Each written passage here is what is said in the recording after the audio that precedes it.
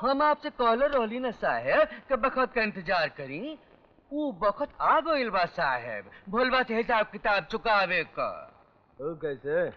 भोलबा के कौनो जरूरी काम से साहेब 5000 रुपया की सख्त जरूरत बा। आप एगो दंगल में 5000 रुपया की इनाम रख दी हैं और भोलबा के कौनो नामी लठेत से भिड़ा दी। आप जनते बाड़ी के उलड़ ना सकेला, यही बहाने रास्ते का कांटा हमेशा बद निकल जाये। बड़ा सर्व नवा तरीका से सामूहिक खेती करे वाला का साहेब। वाह वाह नेताजी, का कौड़ी लिया। जय हिंद। सुना सुना भाई लोग, ठाकुर हरपाल सिंह की तरफ से लाठी का बहुत बड़ा दंगल हुआ जाता। जमन रुस्तम हिंद नाहर सिंह लाठी लड़ी है। जगह लड़े के हो ते अपन नाम लिखा दे भैया। जीते वाले के 5000 रुपया नगद इनाम मिली। 5000 जल्दी करो भैया, अपन नाम लिखा दे, ऐसा मौका ना आई। उत्तम खेती, मध्यम बान, निखिद चाकरी, अभीक निदान। बचवा, अब तू खेती करत आड़े तो खेती कर। खेती बहुत उत्तम काम बा। ये लाठी उठी के चलाई छोड़ दे। अभी हाथे से लाठी के चलाए नामुमकिन हो। कुछ हो जाए बैद कक्का, ई दंगल तो हमरा के लड़े ही के पड़ी और जीते ही के पड़ी। बाकी अभी हाथे से लाठी चलावल अपने हाथे अपन गरा दबावल हो। जान का जोखिम हो एकरा में। हमार बात माना कक्का, ये जिद ना हो, ये हमरे लेका के भविष्य के सवाल हो। हमार जान चल जाए तो चल जाए, हमरे दूसर की जान का जिंदगी तो सुधर जाए। अर्जुनवा पढ़ लिख के बड़ होके साहब सुब्बा बन जाई तब मोला के बाद भी हमरा आत्मा के शांति मिली। आज तक हम दूसरा खातिर अपन खून मांस तो बहेबे कैली, अपना बेटवा खातिर अब हमार जानो भी चल जाई तो हमरा के कोनो गम ना होगी। बैठ कक्का, कोनो जुगुत भिड़ाए के ये हमरा हथवा के काम चलाऊ कर दी। ठीक बा भैया, तुहार हाथ बा, चाहे लाठी चलावा चाहे के कोल्हू में डार के पिरवावा। हमरा के का ला, ई तेल हो, तोहरा खातिर गाजीपुर से मासूम फार्मेसी से मंगवौली। अच्छा, बड़ा जालिम तेल हो, बम्बई तकले नाव पहुंच गई हो। एके सांझ सवेरे मालिश करके रियाज की हल करे। हाँ अच्छा, प्रणाम जी। अब तो भगवाने मालिक हवन बेचारे भोला का। ई तो भोला के पागलपन बा भैया।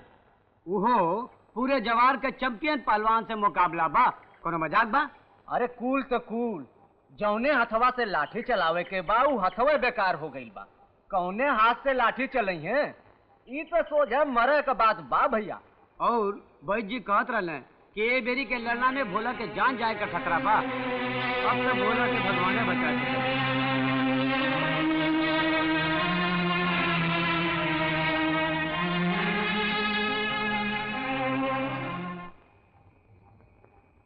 बाबू, तू ही दंगल काहे लड़त बाड़ा?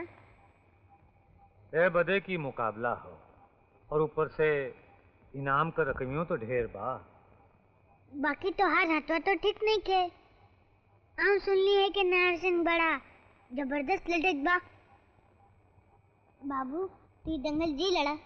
अर्जुन, ढेर बकबक करबा ना तो एक लपड़ दे। हवा तो बित्ता भरे का और जबान चलाओ तो बुढ़वन की तरह। जा चुपचाप सुता अपने बिछौना पर जा।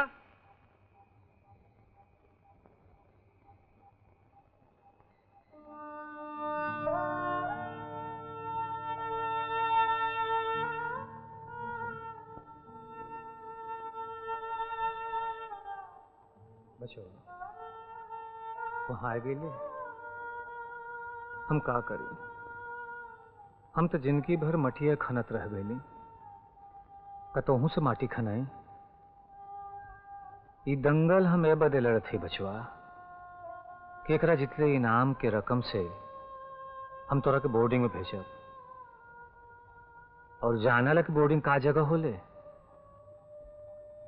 वहां लेकिन का पढ़ाई लिखाई देख रेख बहुत अच्छी तरह से होले। वहां से पढ़ लिख के तू बड़ मनई हो जाइबा। साहब सुब्बा की तरह तो ठाट बाट हो जाएगी। इंजीनियर साहब की तरह मोटर में फरफराए के उड़बा कोठी घर मकान कुल हो जाई। बचवा जाने ले, ई कुल देख के तोर माई कितना खुश हो। अपने माई के खूब सुख पहुंचाइए बचवा। तो जिंदगी बनावे बदे अगर हमार जान भी चल जाई तो हमके कौनो फिक्र ना हो, कौनो फिक्र ना हो, कौनो फिक्र ना हो।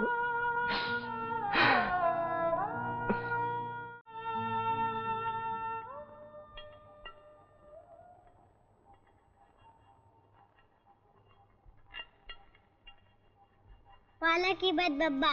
अरे जिया जिया अर्जुन बचवा, आज यहाँ कैसे आ गई? तो लिए आइले बब्बा, बाबू का हाथ ठीक हो जाए ना। अरे बचवा, बहुत समझौली कि अब तू दंगल लड़े लायक नहीं कर, जान जाए का खतरा बा। बाकी वो सुने तब ना, बस एक रट लगौले रहे ना कि हमरा लड़का के जिंदगी के सवाल बा, वो पढ़ लिख के अफसर बन जाए, साहेब बन जाए, हमारा जान भरे चल जाए, पर हमरा अर्जुन की जिंदगी सुधर जाए।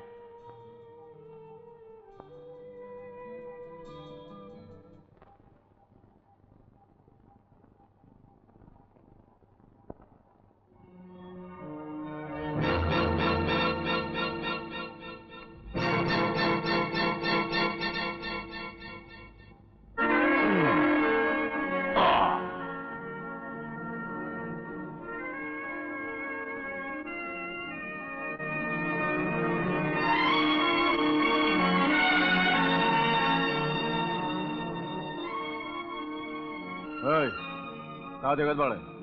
नार सिंह तू ही बड़ा। हाँ। तू रुस्तु में हिंद बड़ा। हाँ। तू लाठी के दंगल में आज तक कबू न हारला? नहीं। ऐसा ना हो सके कि तू काली के दंगल में हार जा। का मतलब? मतलब ये कि काल जो तुझसे लड़त बाड़े वो हमारे बाबू हैं। ऐसे तो वो बहुत बड़ा लठित बाड़े, पर एक ठन का हाथ खराब हो गया हो। वैसे वो लड़ते ना, बाकी जो 5000 रुपए का इनाम हो ना, ओकरा खातिर लड़त बाड़े। जानिला वो रुपया काहे जीतल चाहत बाड़े हमरा के बोर्डिंग में भेजे खातिर। अब तू के तो ना मालूम कि बोर्डिंग का होला? बोर्डिंग एक स्कूल होला यहाँ पर लिख के लड़का फौजी अफसर बनला। चुप कर, बड़ा भाषण देवे वाला। चल भाग यहाँ से।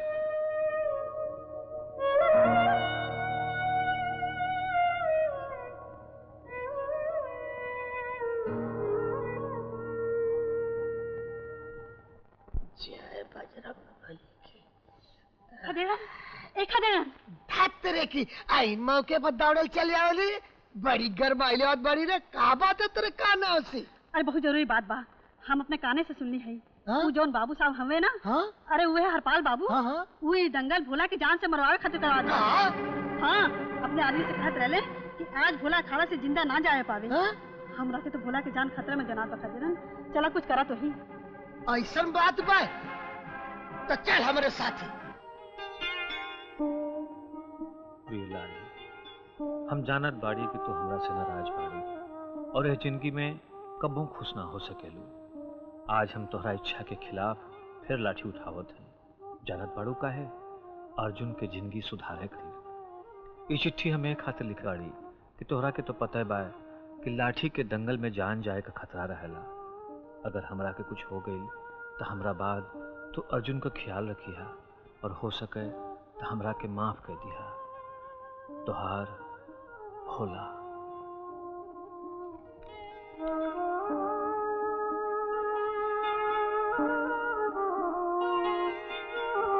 लाली भौजी, ए भौजी, अरे तू यहाँ बैठल बारू, वहाँ अनर्थ होए चाहत बा। चल ना पतिया जल्दी। कहाँ भइल खजरन भैया? ये पूछा का ना भइल? भोला भैया क्यों का बात मानब से तैयार नहीं थे। वैद्य जी मास्टर जी सब समझा के हार गई। अब भौजी तो ही उन्हें समझा सकलू। जान देवे पर उतारू हो गई बाड़न। पति को बात नहीं की माना। भौजी आज तो हमरा के और भोला भैया के गलत समझ लू, शंका कैलू। हम चुप रहली, बाकी आज चुप ना रहा। काहे से की बात आज तोरा सुहाग के जान पर बनाइल बा भौजी। वो दिन रात के तो से झगड़ा करके भोला भैया नशे में धुत नदी में कूद के अपन जान देवे जात रहे कि हम उस लाए के अपने घर में सुता ले ली। बस यही कसूर बा हमार। उन्हें तो अम्मू को कहना सारे गांव में हमने इज्जत के बहना बटलस। हमरा के बुरा ना लगल भौजी, और तू लोगन के बात पर विश्वास के ले लो, घर छोड़ के चले लो। इन एक ना भाई भौजी, इन एक ना भाई भौजी। हम पर होए वाले सुहाग क्रिया खा के कहे थे भोला भैया आजो तोहार हमें तू उनका के बचा ला भौजी, तू उनका के बचा। पतिया ई तू का कहत बाड़ी? पतिया ठीक है कहत बा भौजी, अभी सोचे के समय नहीं खे, जल्दी करा। हम पतिया थाने रपट लिखावे जाते और तू पहुंचा जल्दी मत तोरे काना। चल रे पतिया चल।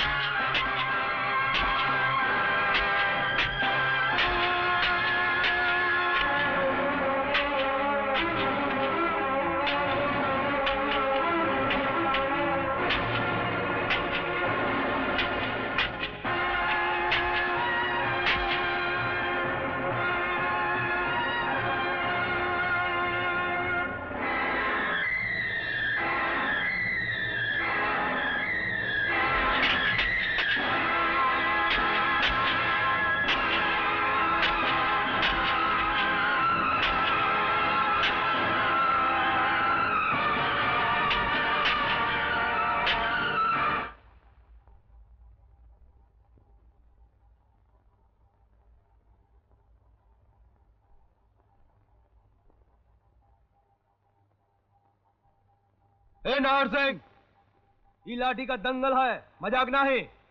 हम सब देख ले ली, ये नाटक का नतीजा ठीक ना है। ठाकुर सुर में बोला, बेसुर होवे तो मार मार के असुर बना दे, समझ ला। अरे हमरे हाथे से लाठी छूट गई तो कहा हम अपने कबारे से लड़ी। चुप हरामखोर। ये मेरी कभाई जबान बेकाबू होई ना तो यहीं से खड़ा खड़ा ही लौरिया नटैया में पेल दे। करेजा आसमाने में झलवा झूले लागी, बुझला। तू हमारी ताकत के नहीं क्या जानत बेईमान। चुप पुतनी के, तू बेईमान, तोर बाप बेईमान, तोर सारा खानदान बेईमान। और अल ताकत का बात तो कान खोल कर सुन ले। अगर हम किचकिचाए के मुंह देव ना तो बूढ़ा उतराए लगबा। हाँ अब देखत का हो समझ मारा साले के।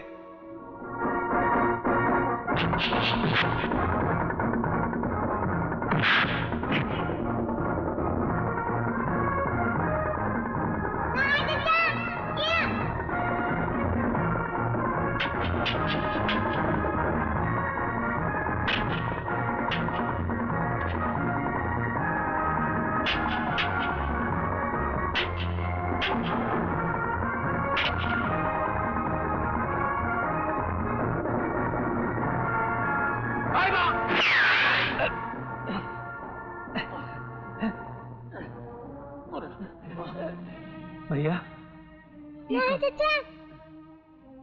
अर्जुन, देख हम तो तुहार बात मान ले ली ना। अब तो तू हमार बात मान बना। बोर्डिंग स्कूल जब ना तू वहाँ पढ़ लिख के खूब बड़ा अफसर बन बना। जा बेटा जा, रो आज भाग जा।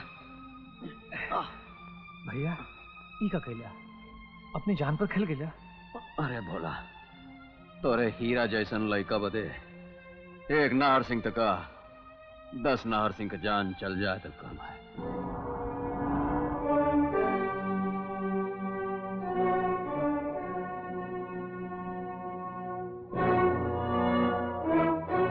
खबरदार, अभी एक गोली बाकी हो। अगर कोई एक कदम आगे बढ़ एक खोपड़ी उड़ा दे। बोला जा, अर्जुन की जान बचावा, हमार फिकर छोड़, जा जल्दी जा। भाई जी, मास्टर जी, तनी संभारा इनके।